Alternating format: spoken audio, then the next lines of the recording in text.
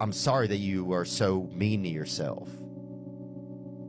You know, and I don't mean that as a reflection of who you are, because I know, like me, you don't want to be. You know, I think I was always extremely hard on people. That's the number one note people have given me. Man, you're so hard on yourself. I wasn't cared for as a child, so therefore I took it on myself. Oh, if I was better, if I was perfect, then I would be loved. You know, I'm not perfect enough. I'm not good enough. As a child, I thought maybe if I'm perfect, you know, that my life would be different. So that's why I think I was so hard on myself a lot of times. I think because then at least it puts it on me.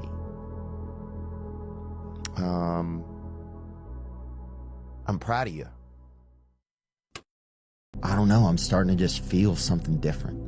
And then I was looking on this Bible, and there's a story called John 5, and it's about a guy who's at these pools, and some people follow the Bible, some people don't. That's fine. And Jesus is at the pools, and it's in Bethesda, and there's a sick man there, and he's been sick for a long time. And Jesus asks him, "Do you want to be healed?" He asks him, "Do you want to be healed?"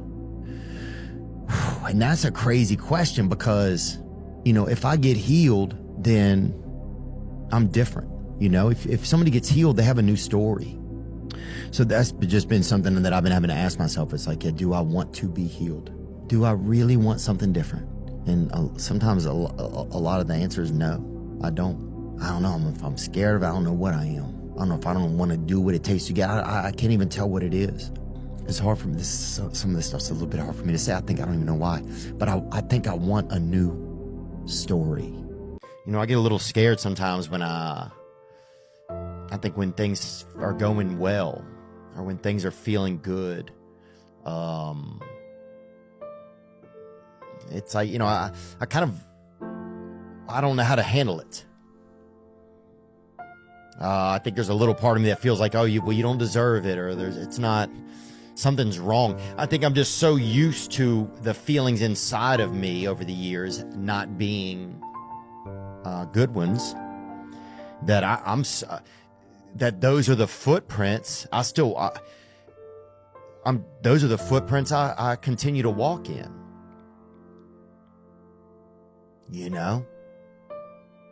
And so only recently have I felt like I'm kind of making some new shapes in the mud. Man, things are kind of going okay.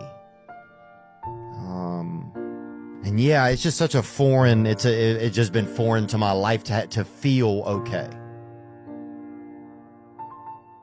You know, and then it goes down to, well, why are you so afraid to have somebody care about you? Why are you so afraid to care about someone? Because the thing is, there's this trick, that's the devil out there making you believe that or feel that. That's Satan, baby. That's Lucifer, bruh. That's Lucifer, that darkness sniffer. And they think the whole life you think, oh, I'll just keep judging and keeping people at a distance. But guess what? There's this thing in the distance making you think, oh, that you win somehow, that I win somehow by doing that. I'm not saying you, I'm saying me. But then I get to the end of my life and I'll realize, you know what? I didn't win anything by doing that. That was a trick. And the only thing I won was being alone. I have a tough time feeling proud of myself. Yeah? Yeah. And I just wanted to think about that with you for a couple minutes.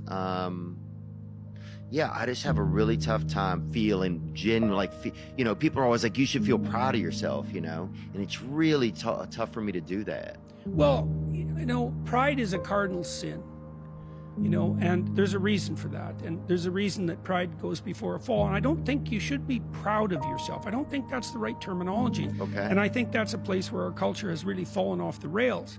It's like, you should be convinced in your heart that you're doing the best you can with what you've been given, right? And hopefully that'll make you less anxious and it'll make you more hopeful. But, you know, you should have the same kind of regard for yourself that you have for someone that you love. And that's not It's not pride. It would be lovely if you could orient your thoughts to yourself so that you could allow yourself to be pleased if you thrived. It's not pride. It's a recognition say it again. of, It would be nice if I could orient yourself to yourself so you would be pleased if you thrived. You imagine you have a son. You want your son to do well. Oh yeah, I already want Right. him to do well, and he doesn't even exist. Yeah, well, that's it. Well, that's the attitude you should have towards yourself, too.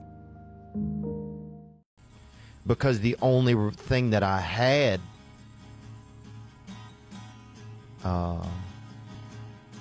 was my anger, or my uncomfort, or my pain. It was so hard to let it go. It's like a blanket, you know. It's like I know this isn't good for me, but somehow it keeps me warm a little.